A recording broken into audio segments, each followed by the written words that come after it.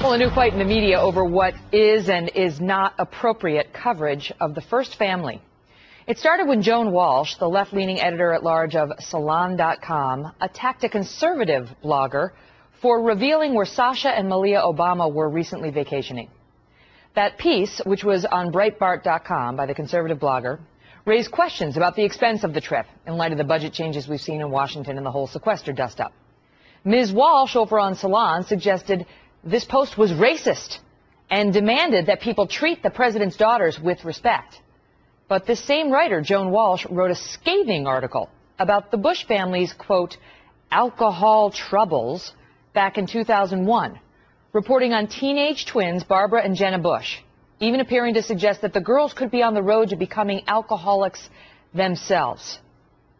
Monica Crowley is a radio talk show host. Kirsten Powers is the Daily Beast columnist. Both are Fox News contributors. And I have the piece that Joan Walsh posted in 2001 in front of me. It is entitled "The First Family's Alcohol Troubles." Now, at the time, the Bush daughters, their twins, were 19 years old. They were in college. And there had been some reports in the National Enquirer originally that she cites heavily in the piece, very dependent on the Enquirer, about some drinking incidents that they had. And she goes on, this is the original piece by her, talking about Bush's bad choices as a father, saying, look, there's no evidence either twin has a drinking problem, but the string of news items involving their partying and scrapes with the law in the last few months cannot be ignored. The recklessness in the first few months of their father's presidency suggests their parents screwed up by downplaying and even denying President Bush's own drinking problem, and goes on to describe them as a waspy Texas Bush family, saying the first twins are acting out as a result, and talking about how he may someday find he won the White House at the cost of an honest relationship with his daughters. So I ask you, Kirsten, who is Joan Walsh to lecture anyone on respect for the first family? Yeah, I mean, that's pretty outrageous. She did write a follow-up post saying that she wouldn't write that article again, though she didn't really clarify why or what's changed in the last 12 years or so, because it's not like Joan was 22 when she wrote that. She was an adult. She was a journalist. So, I think that it was, pretty bad and very cruel to the Bush daughters, and they were in college. If you remember when Chelsea Clinton went to college, I remember it.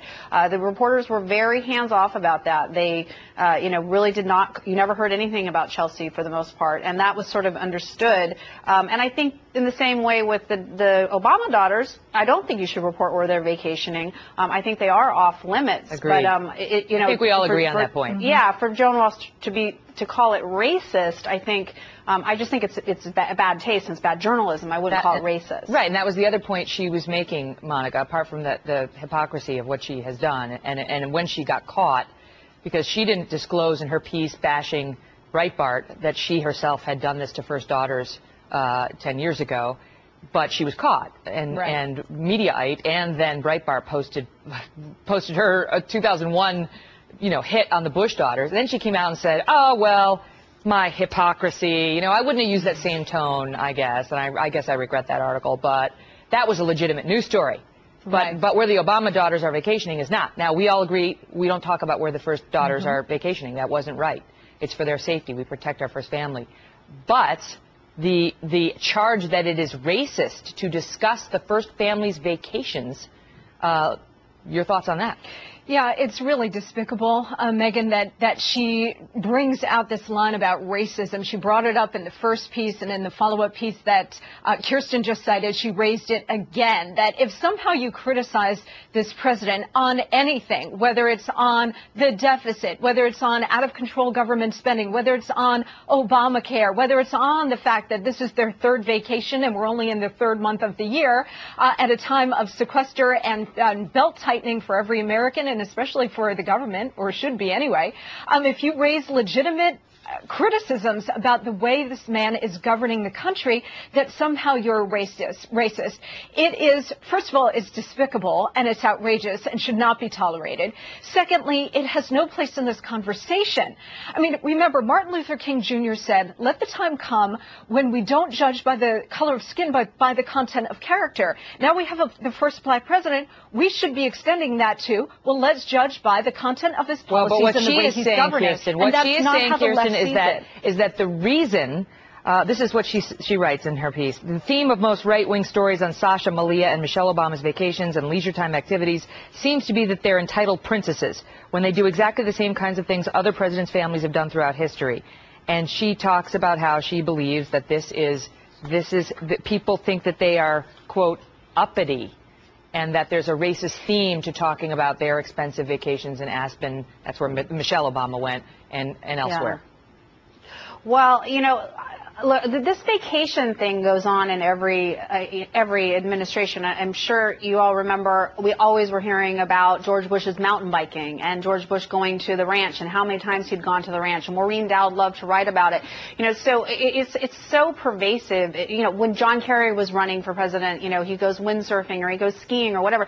Each side does this. It's not race. There's nothing racist about it. They're just doing what they always do. It doesn't matter, you know. And for Joan to pretend like she doesn't know that, you know, that she did it herself. You know, this is just. I don't do it personally. I think they should be allowed to take vacations. Mm-hmm. But you know, and I'm sorry, the Secret Service has to go along and it has to be paid for. It doesn't mean, you know, they should be overdoing it. But I don't begrudge them going on vacation. And certainly the daughters are off limits. Mm-hmm. But I read the Breitbart story, and it was the most straightforward story. I mm-hmm. wouldn't have written it because he disclosed where they were. But he didn't need to do that. He could have said they're at some ritzy place. Period. Right. That's all. It didn't even have to get into it.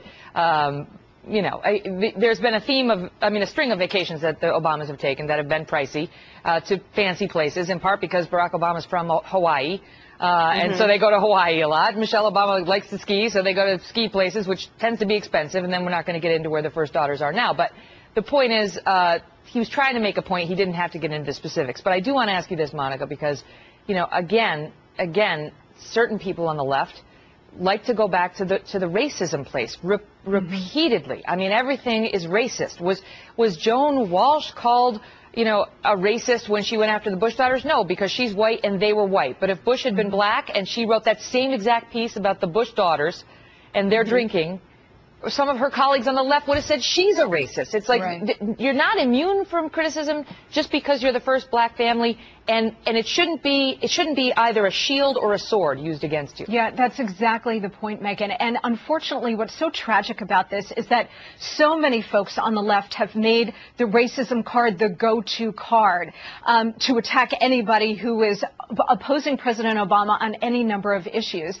And that is what's really, it's despicable and it's tragic because, yes, there is real racism that exists. And every time the race card is pulled and played in a place where it doesn't belong, every time racism is injected where it doesn't exist and where it hasn't existed and where it's inappropriate and has no place, then it actually dilutes real racism and makes it harder for people to take a look at real racism. So for the left to do this on a routine basis still after all of this time, it defeats their own purpose, Megan, and it makes people tune out what they're saying. And she didn't have to go there. If she just said he shouldn't have done this, it's not what media people do, we tend to protect our first family, she would have been on solid footing. But she went to a dark place and she got caught. She got caught being hypocritical. Panel, thank you both so much. You bet. Thank you. Thanks, Meg.